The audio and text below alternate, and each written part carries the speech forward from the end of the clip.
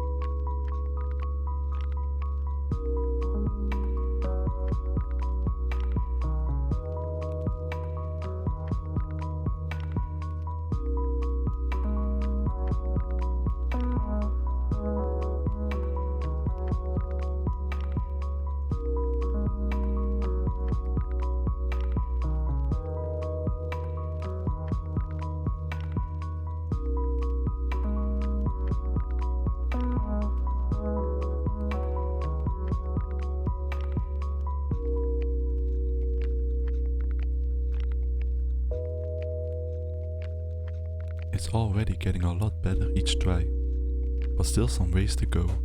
Suggestions, questions and requests are all much appreciated in the comment section down below, and I will try my best to reply and perhaps follow it up in future content. If this seems to be the channel that you would enjoy, please consider a like, share and subscribe, and join me in making some fun crafts. Thanks for watching and happy bending everyone!